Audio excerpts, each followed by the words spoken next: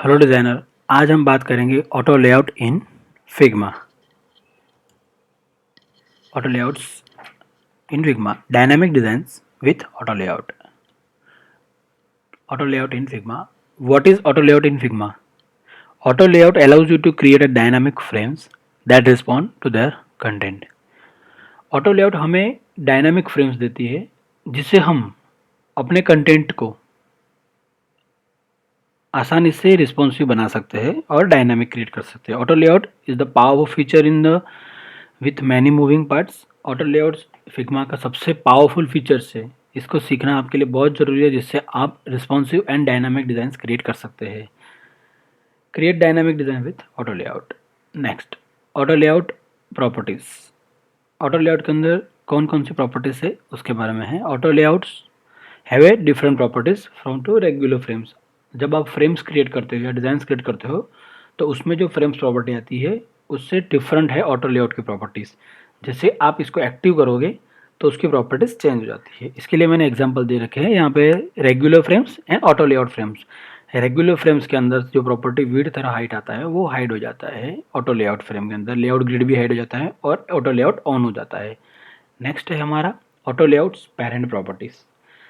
सबसे पहले auto layout की पेरेंट प्रॉपर्टीज़ कौन सी है।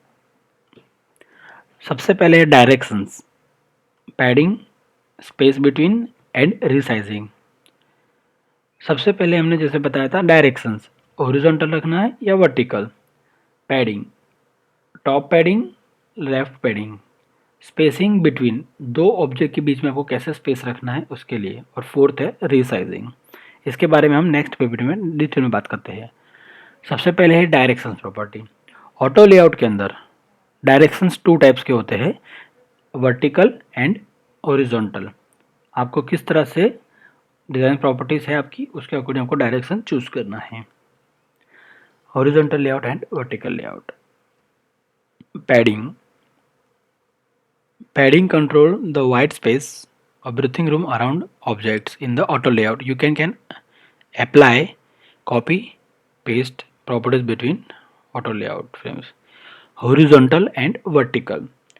Horizontal space जिस रेड कलर में दिखाई दे रहा है वो, एंड वर्टिकल स्पेस, ये दोनों स्पेस आप एक साथ मेंटेन कर सकते हो आपके लेआउट के अंदर। नेक्स्ट है हमारा spacing between. You can give space between objects.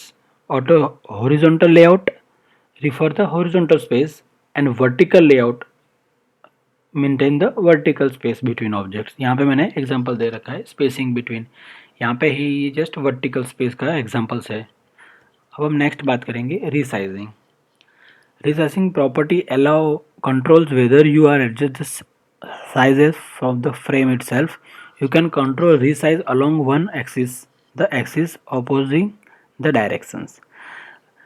Resizing क्या है। रीसाइजिंग के अंदर आप हॉरिजॉन्टल ऑटो लेआउट को ऑटो हाइट और फिक्स हाइट में कर सकते हो, और वर्टिकल ऑटो लेआउट को आप auto width and fix width में कर सकते हो। यानी कि आपने जो ऑटो लेआउट क्रिएट किया है उसको आप ऑटो रख सकते हो या तो आप फिक्स विड्थ दे सकते हो, चाहे वो हॉरिजॉन्टल हो चाहे वो वर्टिकल हो।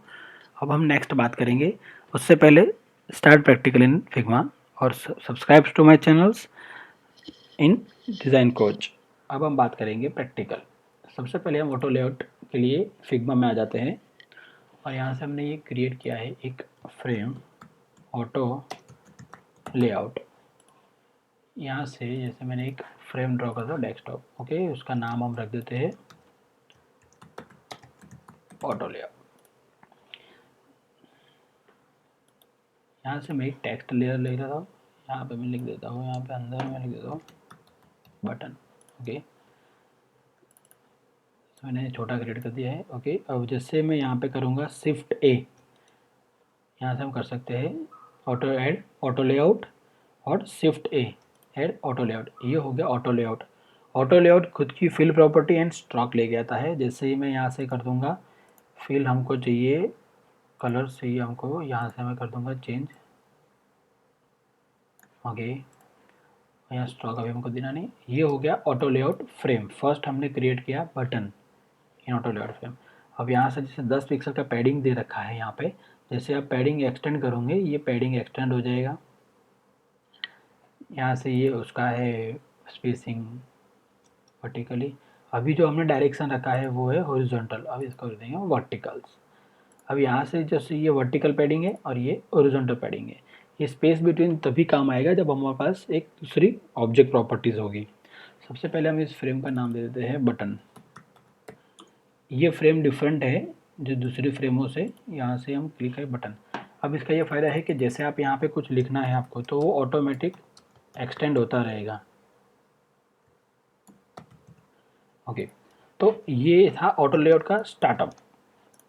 कुछ भी डायनामिक कंटेंट अगर आप इसके अंदर लिखते हो तो वो ऑटोमेटिक ऑटो लेआउट उसको एक्सटेंड करता रहेगा, तो आपके बहुत सारे टाइम सेविंग हो जाएगा। जैसे आपको बटन को वापस ड्रॉ करना है, रीड्रॉ करना है, ये सब टाइम सेविंग हो सकता है इसके अंदर। अब मानो कि आपको इसके अंदर क्लाइंट ने बोला कि गेट स्टार्ट नाउ लिख दो, तो आप वापस नाउ के लिख दोगे तो वो अपने आप छोटा हो जाएगा। और इसकी पैडिंग भी आप यहाँ से मेंटेन कर सकते हो। इसका बॉर्डर रेडियस अगर मानो कि आपको बॉर्डर रेडियस करना है 4, तो आपकी बॉर्डर रेडियस भी 4 हो जाएगी। अगर आपको कलर चेंज करना है इसका तो आप कलर भी चेंज इसका आसानी से कर सकते हो। अब सेकंड टाइम हम ड्रॉ करेंगे एक ब्लॉग थंबनेल। ये था हमारा एक button example in auto layout. जैसे हम किसी भी ब्लॉग की थंबनेल ड्रॉ करते हैं, यहाँ से हमने एक ये ड्रॉ किया। ओके, इसका हम कर देते हैं 5 पिक्सल्स। तो यहाँ से हम कर देंगे हम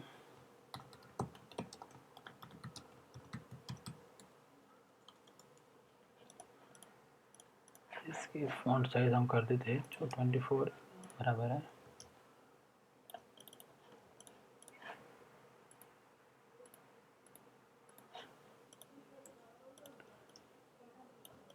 यहाँ से हम एक ऑथर पोस्ट तैयार करने के लिए यहाँ पे डेट लिख देंगे 19 मई 2020। Okay,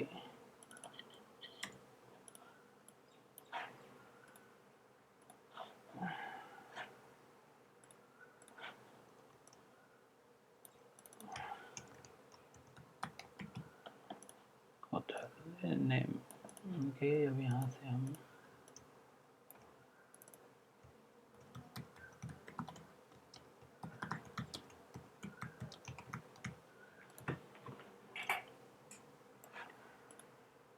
regular.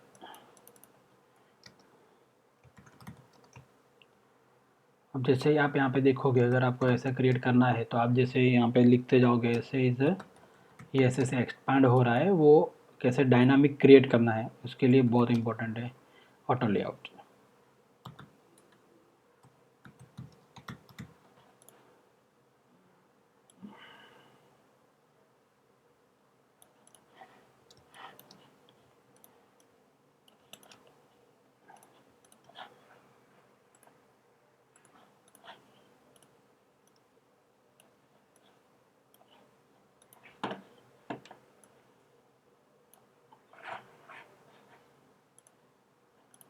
ओके, अब जैसे मानो कि हमने क्रिएट कर रखा है, ये हमारा था एक बेसिक। अगर मैं यहाँ से कंटेंट को एक्सपांड करता हूँ कि भाई heading title goes here for dummy, तो ये जिस तरह से इस तरह एक्सपांड हो रहा है उसको यहीं पे हमको ओवरफ्लो हो रहा है यहाँ पे। तो ये दूर करने के लिए हम ऑटो लेआउट का यूज़ करते हैं। तो जब से पहले वापस हम इसको अंडू कर देते हैं। अब हम सबसे पहले स्टार्ट करेंगे ग्रिड से। ओके, इसका मैं एक कॉपी बना के रख लेता हूँ यहाँ पे ताकि आपको पता पड़े कैसे ऑटो लेआउट क्रिएट होता है। सबसे पहले हम कर देंगे यहाँ पे शिफ्ट के साथ सिलेक्ट करते जाइए, शिफ्ट ए। ये हमारा था सबसे पहले ऑटो लेआउट क्लिक 1। अब यहाँ पे क्लिक करते हैं, यहाँ पे आ गया ये 10 पिक्सल का पैडिंग। हम पैडिंग को हम 0 कर देते हैं अभी। ओके, ये वर्टिकल स्पेस मूव हो गई। अब हम शिफ्ट के साथ एक ये ऑटो लेआउट्स दोनों क्लिक करेंगे, शिफ्ट के साथ दो ऑब्जेक्ट को और सिलेक्ट किया और ये हो गया ऑटो लेआउट मेटा कंटेंट 2। और ये था हमारा एक शिफ्ट के साथ थर्ड ऑटो लेआउट। अब हम इन तीनों को पकड़ के कर देंगे शिफ्ट ए, यानी पूरी एक फ्रेम तैयार हो गई है। ये हेडिंग के लिए, ये है हमारा हेडिंग, ये है टेक्स्ट एंड ये है टेक्स्ट। ओके, अब जैसे ही हमने यहाँ पे टेक्स्ट क्रिएट किया है, यहाँ पे ऑब्जेक्ट हो गया शुरू। सबसे पहले हमारा वर्टिकल स्पेस देखिए, यहाँ पे जैसे ही 4 स्पेस आ गई है तो यहाँ से आप कर दीजिए 0, तो सबके बीच में हो गया 0। अगर आपको 8 पॉइंट का ग्रिड रूल्स है जिसका हम यूज़ करते थे, हम दोनों के बीच में करते 16 पिक्सल की स्पेस और 8 पिक्सल के अकॉर्डिंग 8। ओके, सारे ऑब्जेक्ट के बीच में हो गया है 8 पिक्सल। सबसे पहले ये वाली फ्रेम, सेकंड ये एंड थर्ड ये। इस फ्रेम के अंदर जैसे हमारे पास ये है, ये रहा ऑटो, इसके अंदर पैडिंग हम कर देते 0। ओके, अब इसको हम कर देते हैं लेआउट यहाँ से लेफ़्ट। ओके, लेआउट नहीं, यहाँ से हमको जाना है फ्रेम में। फ्रेम के अंदर सबसे पहले हमको करनी है लेफ्ट अलाइन, फिर इसको भी करना है हमको लेफ़्ट अलाइन। अब इन दोनों को फ्रेम के बीच में हमारे पास कितना गैप है ये हम चेक कर। ओके, जैसे ये हो गया पूरा एक फ्रेम, ये हो गया कंटेंट, ब्लॉक का कंटेंट। तो इस तरह से आप, इसने ये जो ऑटो लेआउट क्रिएट कर रखा है, इस तरह फ्रेम क्रिएट कर सकते हो। जैसे ही अब यहाँ पे आप टाइप करोगे,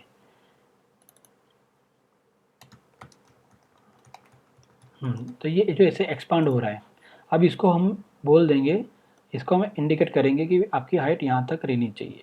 ओके, तो अब से ये एक्सपांड नहीं होगा। जैसे भी आप वापस इसके टेक्स्ट को कम कर दोगे तो ये आसानी से वापस अपनी ऑटो हाइट ले लेगा। जैसे यहाँ पे ये था एक मेटा, ठीक है, ये दोनों के ये है यहाँ पे मेटा, इन दोनों के बीच में 12 पिक्सल का गैप है, यहाँ पे आप कर सकते हो 16। तो देखिए यहाँ पे ये मूव हो गया 16 पिक्सल्स, यहाँ से मूव हो गया, देखो अंदर ये स्पेस मूव हो रही है। ये हो गया एक ऑटो लेआउट का फ़ायदा। सबसे पहले हम चलते हैं, अब हम यहाँ पे आ जाते हैं हमारे फ्रेम पे, और यहाँ पे टेक्स्ट। यहाँ पे अगर हमारे कुछ कंटेंट हमको ऐड करना है, जैसे हमने यहाँ पे कर दिया है this is simple dummy content. तो देखिए ये ऑटोमेटिक ऑटो लेआउट में जाए और अपने आप ये कंटेंट ऐड हो रहा है। जैसे मैं यहाँ से इसको करता हूँ कॉपी पेस्ट, ऑटोमेटिक डायनामिकली वो उसकी हाइट बढ़ रही है। अब जैसे इसको मैं वापस अंडू करूँगा तो ये अपने आप सारे टेक्स्ट कम करके ऑटो हाइट वापस कर सकता है। अब यहाँ से हम ब्लॉक की जो इमेज है वो हम ऐड करते हैं। तो किस तरह से ऐड करना है, शिफ्ट के साथ होल्ड कीजिए और फ्रेम के अंदर आप इसको रख सकते हो। कंट्रोल के साथ आप इसको होल्ड कीजिए, आपको कहाँ पे रखनी है। सबसे पहले मानो कि आपने ये इमेज को रखना है अपने को फ्रेम के अंदर।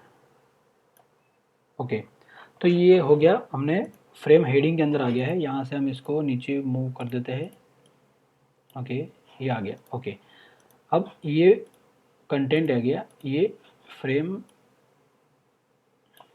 ओके, ये ऑब्जेक्ट के अंदर पूरा फ्रेम आ गया। अब पूरी फ्रेम हो गई है ब्लॉग।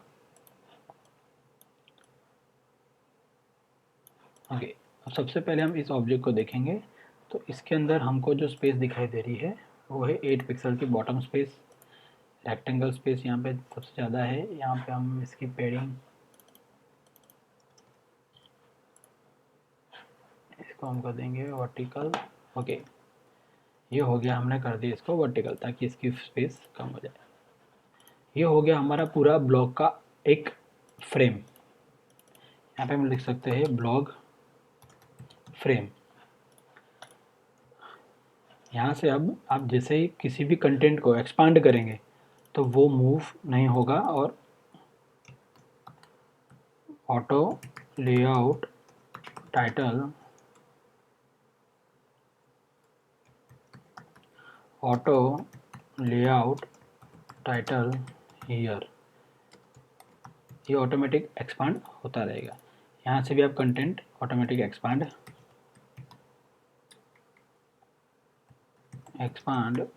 ऑटो लेआउट कंटेंट, यहाँ से आप किसी भी चीज़ को मूव करेंगे तो वो ऑटो लेआउट रहेगी। अगर आपको सारे स्पेसिंग्स के बारे में प्रैक्टिकल करना है तो यहाँ से आप देख सकते हो कि ये पूरा एक ऑटो लेआउट है। यहाँ पे आपको जैसे भी स्पेस करनी हो पूरे ऑब्जेक्ट के अंदर, तो 10 एंड 10, तो ये हो गया पूरी फ्रेम के अंदर एक स्पेस। और आपको अगर स्ट्रोक करना है तो आप स्ट्रोक भी ऐड कर सकते हो इस तरह से। तो ये है एक ऑटो लेआउट फ्रेम्स प्रॉपर्टीज़, इसके अंदर आपको बहुत ही बेसिक्स और तरीके से कर सकते हो आप। फ्रेम के बीच में 8 है, यहाँ पे कर देना 16, तो सारे ऑब्जेक्ट के बीच में हो जाएगी 16 पिक्सल की 16 पिक्सल का गैप। तो ये था एक ऑटो फ्रेम। अब आप इसको कंपोनेंट में भी क्रिएट कर सकते हो, क्रिएट कंपोनेंट, और इसका मल्टीपल यूज़ कर सकते हो। इसका मल्टीपल यूज़ करके भी आप ऑटो लेआउट अगर एक बार चेंज करते हो तो उसका कंटेंट अपने आप डायनामिक होता रहेगा। जैसे यहाँ पे आपने इसका कंटेंट कर दिया